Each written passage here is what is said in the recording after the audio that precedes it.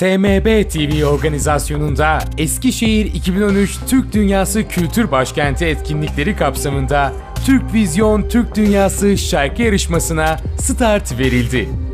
Türk Vizyon projesinin mimarı olarak bilinen Türk Dünyası'nın ilk ve tek müzik kanalı TMB TV, Türk Müzik Birliği Televizyonu önemli bir misyon üstlenerek Türk dilini konuşan halklar ve ülkeler arasındaki ilişkilerin güçlenmesi, ortak Türk kültürünün ve sanatının yaşatılması yönünde önemli bir atılımda bulunmuştur.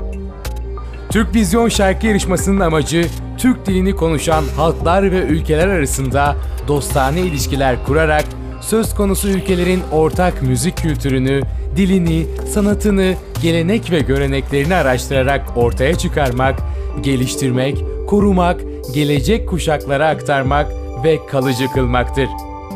Söz konusu yarışma Türk dünyası barışına, uygarlığına ve sanata katkıda bulunmayı hedeflemektedir.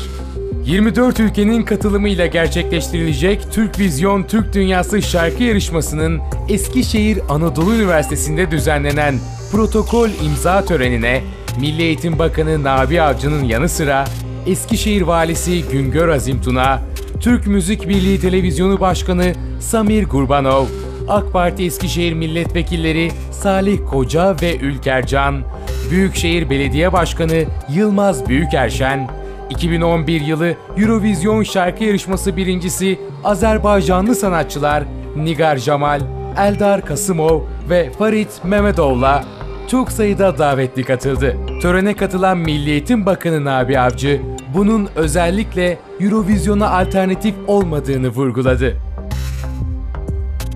İlki 19-21 Aralık 2013 tarihlerinde gerçekleştirilecek yarışmaya 24 ülke katılıyor. Kendi ülkelerinde yapılan elemeleri geçen ve ülkesini temsil etmeye hak kazanan 24 ülke sanatçısı önce yarı final turunda yarışacak, kendi dillerinde ya da Türkiye Türkçesiyle söyleyecekleri şarkılarla birbirleriyle rekabet edecekler. En başarılı 12 ülke finalde sahne almaya hak kazanacak.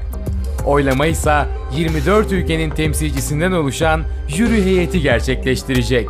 TMB TV organizasyonunda ilki düzenlenecek olan yarışmaya Rusya Federasyonu Altay Cumhuriyeti, Azerbaycan Cumhuriyeti, Rusya Federasyonu Başkurdistan Cumhuriyeti, Beyaz Rusya Cumhuriyeti, Bosna Hersek Federasyonu, Moldova Cumhuriyeti Gagauz Yeri, Gürcistan Cumhuriyeti, Rusya Federasyonu Hakas Cumhuriyeti, Irak Türkmenleri, Rusya Federasyonu Karaçay-Balkar Halkları Temsilcisi, Kazakistan Cumhuriyeti, Rusya Federasyonu Kamerov Eyaleti Dağlık Şor Bölgesi, Kırgızistan Cumhuriyeti, Kırım Özerk Cumhuriyeti, Kosova Cumhuriyeti, Kuzey Kıbrıs Türk Cumhuriyeti, Makedonya Cumhuriyeti, Özbekistan Cumhuriyeti, Romanya Cumhuriyeti, Rusya Federasyonu Saha Yakutistan, Rusya Federasyonu Tataristan Cumhuriyeti, Rusya Federasyonu Tuva Cumhuriyeti, Türkiye Cumhuriyeti, Ukrayna Cumhuriyeti finalistleri katılıyor.